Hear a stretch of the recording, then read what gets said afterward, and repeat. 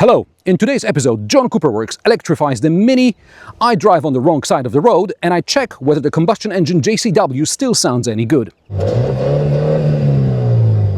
So let's find out together.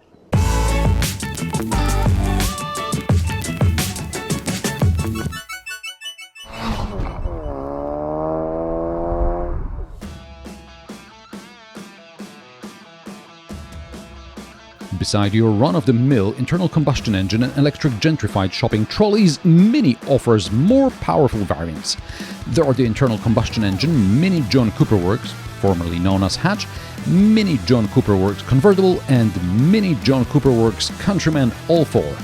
And then there are the Mini John Cooper Works Electric and Mini John Cooper Works Aceman, the latter having no ICE counterpart, hence no electric in the name. Depending on the model, we get between 231 and 300 horsepower. Bear in mind that the electric 3-door JCW is more powerful than its ICE counterpart. 0 to 100 km/h time of around 6 seconds. And JCW tuned suspension, so we should be getting the Mini go-kart fun right out of the box. I'll start with the combustion engine Mini John Cooper Works Convertible. I took the convertible so that we get the pure sound from the outside, so we don't get any of that internal fake noise. So I'll slow down and I'll let you listen to what's happening. Boost and off we go.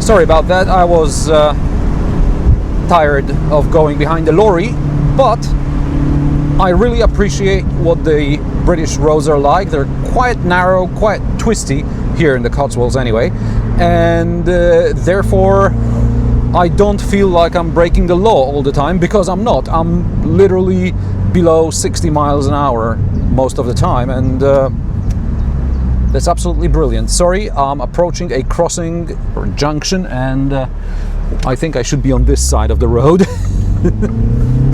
Yes, it is my first experience driving in the UK. I've been here twice already for various car events, but car-related events, because one of them was Toyota Auris production launch in Burnaston. Oh my god, that was a long time ago. And the other one was in Goodwood for the Rolls-Royce factory tour.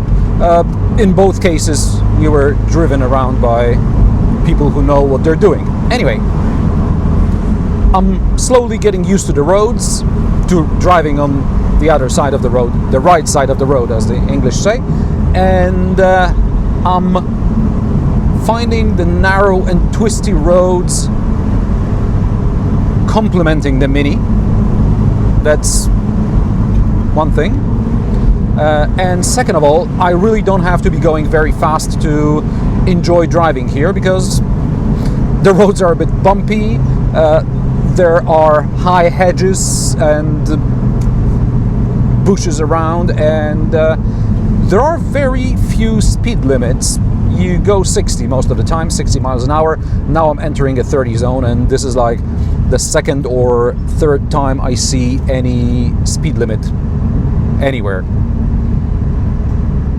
So that's actually very good, because you don't keep slowing down and accelerating all the time. You're just going very smoothly along. Okay, so we're going through a village. Anyway, as you may have heard at the beginning of this section of the video, the Mini John Cooper Works Convertible doesn't sound like much.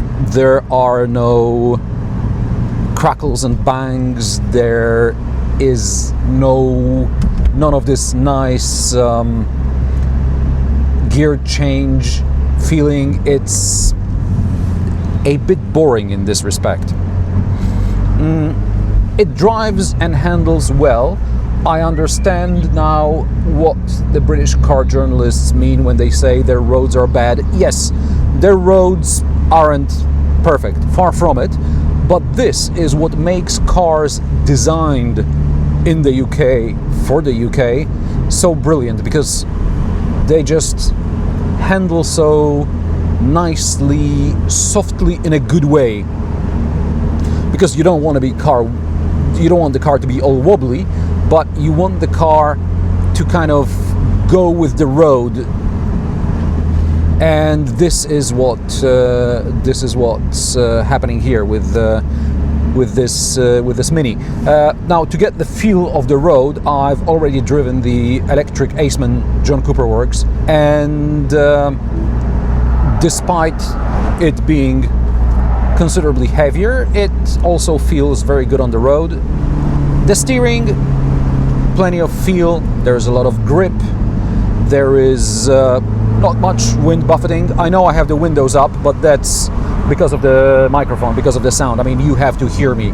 But comfort-wise, it's fine even with the windows down. The weather today is perfect. The roof can be operated at speeds of up to 30 kilometers per hour, so that's probably like 20 miles an hour.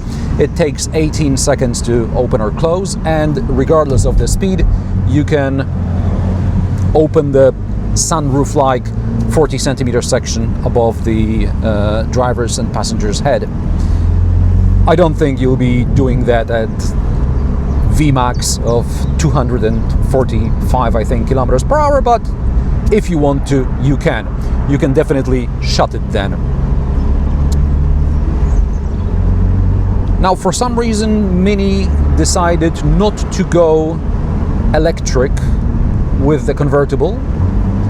I don't know why, because to be honest, with lack of engine sound in the regular Mini, Cooper, Cooper S, and now the John Cooper Works, I could just as well be driving a convertible and I would be enjoying myself just as much.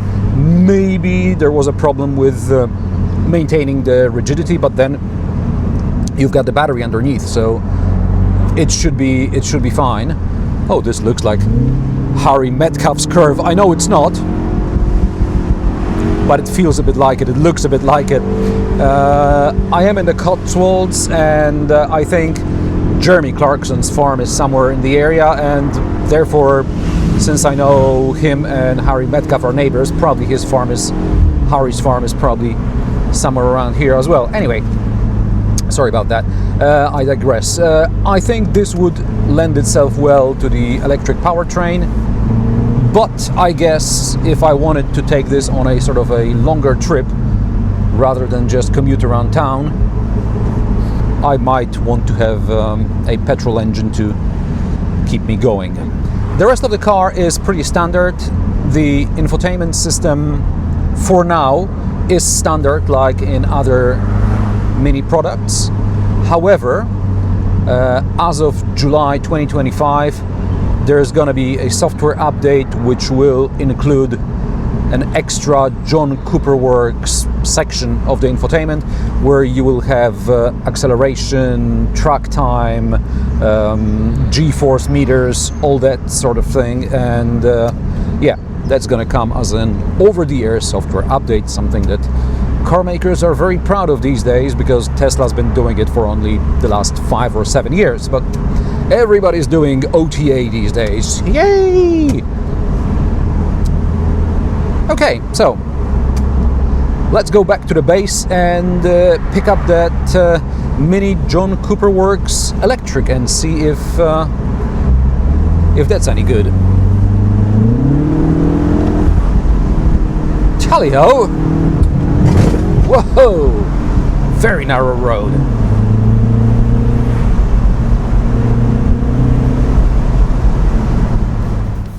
John Cooper Works is the umbrella name for sporty minis. This brand was revived when BMW launched the new era BMW, but the Mini Cooper history started in 1961 when John Cooper saw racing potential in the classic Mini, recounts his grandson, racing driver and Mini John Cooper Works ambassador Charlie Cooper. So my grandfather was very good friends with Alex Isagonis, who's obviously the designer of the first Mini, and he told my grandfather about his new design. My grandfather was very keen to see it. It was a unique car in 1959. It wasn't supposed to be a race car, was a family car. But my grandfather took it to the Monza Grand Prix when he was running a Formula 1 team, the Cooper Formula 1 team, and let all the drivers have a go before the race, which is crazy. That's how times were back then. The drivers usually would get a local hire car before Grand Prix quite often, so their testing was done in local cars, and quite often, being crazy racing drivers, they would crash them, and in Italy, in Monza, quite often they would hire Fiats, and they would see them all on upside down around the circuit, the drivers pushing it. But when my grandfather took one of the early Minis there, the drivers didn't seem to roll it. They said this car has really good balance and stays on the road, and that inspired my grandfather to start the Mini Cooper. He thought this little car could be a race car. Mini's history shows John Cooper was right. Mini Cooper won the Rally Monte Carlo 3 times, and recently Mini John Cooper Works won its class in the 24 Hours of Nürburgring. Electric Mini John Cooper Works isn't fit for racing, especially endurance racing, just yet, but how is it to drive on public roads? Now I'm in the Mini John Cooper Works Electric. It's very agile, very fast. There is a fair bit of torque steer, at least here on these English country roads. Since the petrol John Cooper Works doesn't sound like much, I might just as well be driving the John Cooper Works Electric then. I mean, it's very fast, it's very responsive, and on narrow, twisty country roads, it gives you all the fun you need, maybe even a bit too much fun. I think I'd be happy with the Cooper SE, which again is consistent with what I said about Cooper S versus Cooper SE. The electric Mini in the hatch form is, in my opinion, the better hatch right now. I'm not sure whether I would go for the electric Countryman. That depends on what are your needs. For me, a Countryman is big enough to be the main car, and this is definitely not going to be the main car. However, as your fun car, assuming you don't want the open roof, top-down experience, the hatch is more than adequate. And on these roads, I don't even have to exceed the speed limit. ISA has sounded maybe once or twice during the entire day, so it's a brilliant little car. Unfortunately, it doesn't sound as much. So, what do we expect from the Mini John Cooper Works franchise? Do we expect go-kart-like fun handling? You got it.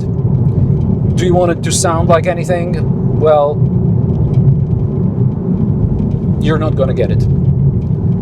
Neither in petrol or electric form, so sorry about that. These days are gone. Prices of the Mini John Cooper Works and John Cooper Works Electric start at €40,650. The JCW Aceman starts at €43,150, JCW Cabrio €44,650, and JCW Countryman All 4 at €53,920. And the leasing offer is pretty competitive as well. For my Countryman Cooper S All 4 monthly leasing installment, I could drive a JCW Countryman All 4 with better spec and save a fuel tank's worth of money. So is the future of motoring going to be electric? Do we have to go down that route? I mean, I don't mind this car as a second, third car in the household, but I think I would like some engine sound and some exhaust sound, and